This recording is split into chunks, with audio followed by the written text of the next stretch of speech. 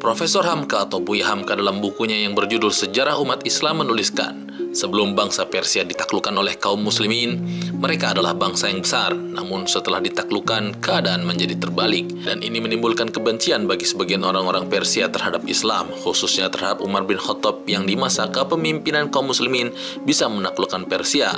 Orang-orang Persia ini bertekad tidak akan membiarkan Abu Hafs atau Umar bin Khattab meninggal dengan tenang di pembaringan. Setelah ditaklukkan itu, banyak orang-orang Persia yang dibawa ke Madinah. Abu Lu'lu'ah atau Fairuz yang beragama Majusi ini adalah budak dari salah seorang sahabat Nabi, yaitu Mughirah bin Syu'bah radhiyallahu an. Suatu ketika Mughirah meminta izin kepada Umar untuk membawa Abu Lu'lu'ah masuk ke Madinah karena dia memiliki keterampilan membuat senjata sehingga bisa bermanfaat untuk umat Islam. Abu Lu'lu' adalah seorang pandai besi, ahli pertukangan dan ukiran, sehingga Umar pun mengizinkan. Sebenarnya Abu Lu'lu'ah memendam keinginan untuk membunuh Umar atas penaklukan Persia. Dia pun menyiapkan sebilah pisau bermata dua dengan pegangan di bagian tengah pisau. Pisau ini diasah tajam dan dilumuri racun. Menjelang subuh 26 Zulhijjah tahun 23 Hijriah atau tahun 644 Masehi, seperti biasanya pagi-pagi sekali Khalifah Umar bin Khattab sudah berada di Masjid Nabawi Madinah untuk bersiap melaksanakan sholat subuh berjamaah. Sejumlah sahabat juga sudah nampak bersama Umar. Mereka adalah Abdurrahman bin Auf, Ibnu Abbas, dan Umar bin Maimun. Setelah iqamah berkumandang, jamaah pun berdiri. Menjadi kebiasaan Umar, sebelum memimpin sholat, selalu memeriksa shaf. Sang Amirul Mukminin ingin memastikan bahwa shaf sholat lurus dan rapat. Setelah itu Umar baru berdiri di posisi imam untuk memimpin sholat. Namun baik Umar maupun para sahabat tidak sadar bahwa ada yang beda dari posisi shaf saat itu, yakni adanya Abu Lu'lu'ah, Hurmuzan, dan Zafna di barisan terdepan. Biasanya 3 orang Persia bekas tawanan perang yang dikalahkan pasukan Islam itu tidak berdiri di shaf depan. Maka setelah memastikan shaf lurus dan rapat, Umar bin Khattab pun mengucap takbiratul ihram memulai salat subuh. Sesaat kemudian Abu Lu'lu'ah mengeluarkan pisau belati bermata dua dari balik jubahnya dan menikam Umar dari belakang sebanyak 3 kali. Umar pun tersungkur.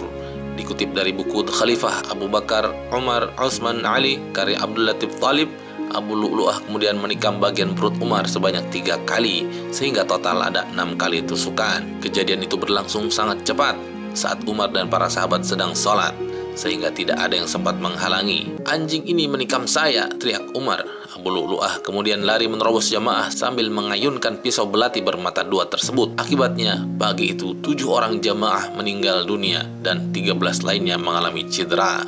Disebutkan oleh sejumlah sumber, Abu Lu'lu'ah kemudian bunuh diri karena merasa pasti tidak akan lolos. Ada juga sumber yang menyebut dia dibunuh oleh Hurmuzan dan Zafna saat akan lari keluar Masjid Nabawi. Setelah suasana tenang, Umar meminta Abdurrahman bin Auf untuk menjadi imam sholat subuh pada pagi itu. Abdurrahman bin Auf sengaja memperpendek sholat agar segera bisa menolong Umar. Kemudian Umar bertanya kepada Abdurrahman bin Auf dan para sahabat yang menghampirinya, "Apakah engkau telah selesai sholat?" "Ya," jawab Abdurrahman bin Auf. Kemudian Umar berkata, "Aku juga akan menunaikan sholat." Pria yang dijuluki singa padang pasir itu kemudian meminta lukanya dibalut, lalu mengambil wudhu dan sholat subuh sendirian dalam keadaan luka parah.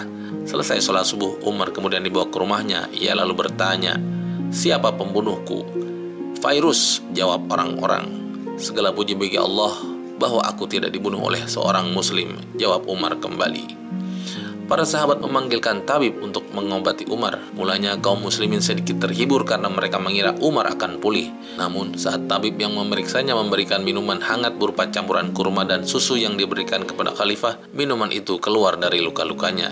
Luka Khalifah Umar sudah parah. Sebelum meninggal, Umar menyuruh anaknya yaitu Abdullah untuk meminta izin kepada Aisyah, istri Rasulullah, agar ia dikuburkan di samping makam Rasulullah.